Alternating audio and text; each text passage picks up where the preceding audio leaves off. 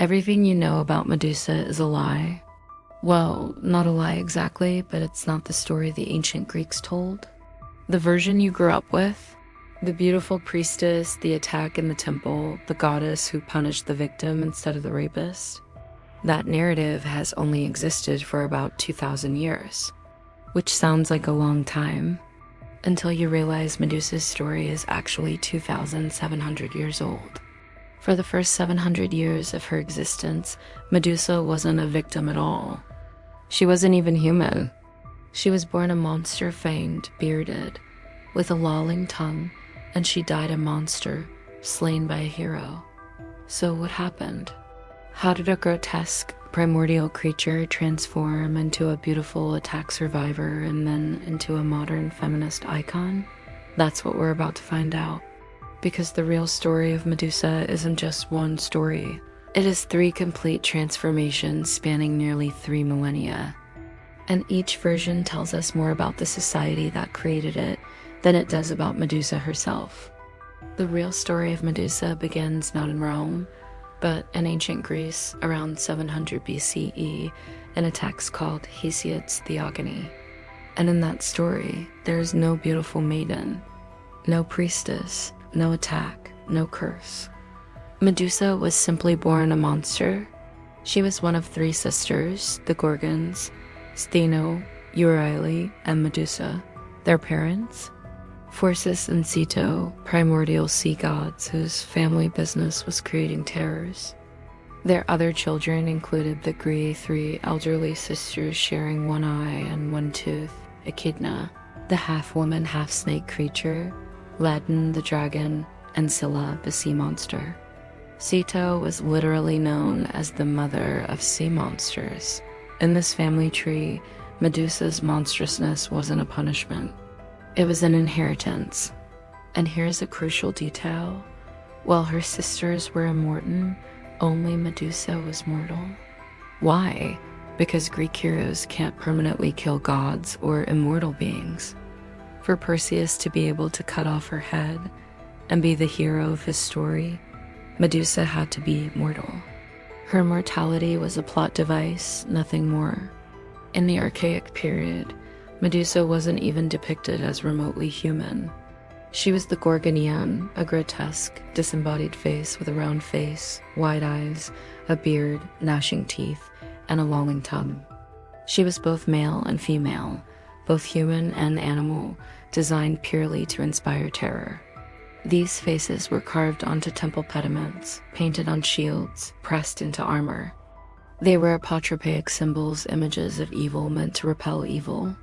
The original Medusa was a monster killed by a hero, simple, clean, uncomplicated. But then, art changed everything. Around the 5th century BCE, centuries before any writer gave her a tragic backstory, Greek artists began to transform Medusa.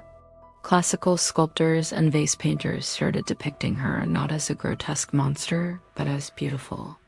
Even terrifying, yes, but undeniably beautiful.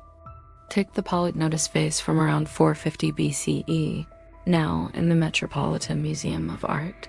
It shows Perseus about to behead Medusa, but she's not a roaring beast. She's depicted as a beautiful young woman sleeping peacefully. The Greek poet Pindar, writing in 490 BC, even calls her fair-cheeked Medusa, a description that's impossible to reconcile with the monstrous Gorgonian. By the Hellenistic and Roman periods, this transformation was complete. The most famous example is the Medusa rondinina, marble head that looks more like a classical goddess than a monster. Her face is sympathetic, serene, melancholic. This is the face that would later inspire the Versace logo. But here's where things get interesting. This visual shift created a narrative problem. The old story said Perseus was a hero who slayed a monster to save his mother. But the new art showed him murdering a beautiful woman in her sleep. That's not heroic. That's disturbing. The images asked a question the text couldn't answer. Why was this beautiful woman being killed? What was her story? The Roman poet Ovid, writing around 08 CE, would finally provide the answer. In his epic poem Metamorphoses, Ovid gave Medusa a backstory for the first time. The story is told almost as a footnote. Perseus himself mentions it after his victory. He explains that Medusa was once extraordinarily beautiful, with hair that was her most admired feature. The sea god Neptune, that's Poseidon in Roman terms, became enamored with her and attacked her in Minerva's temple. That's Athena. Minerva, enraged by this desecration of her sacred space, turned away and hid her chaste eyes. And then she punished not the god, but Medusa, transforming her beautiful hair into snakes and giving her the petrifying gaze. Now, here's something crucial. Ovid never says Medusa was a priestess. That detail, the vow of chastity, the broken promise, appears to be a modern addition, a logical inference made by later readers. But it has become so embedded in the popular version that most people think it as from the original text. Ovid was known for his anti-authoritarian perspective. He portrayed the gods not as just and noble, but as selfish, cruel, and capricious. The story fit perfectly with his critique of divine and, by extension, imperial power. His subversive tone would eventually get him exiled from Rome, but his version of Medusa's story, that would dominate Western imagination for the next 2,000 years. Which brings us to today, because Medusa has undergone one final, powerful transformation from victim to icon. Modern feminist analysis has reclaimed Medusa as a symbol of female rage, survivor resilience, and the power to fight back against patriarchal violence. Her story exposes victim blaming, attack culture, and how power systems protect perpetrators while punishing victims. In this reading, her monstrous transformation isn't just a curse, it's the manifestation of righteous anger. Her snakes represent the powerful rage women experience after injustice. And most importantly, her gaze, the central element of her curse, is reinterpreted as a weapon of self-defense, the power to stop men in their tracks, to turn things around. This reclamation is visible everywhere.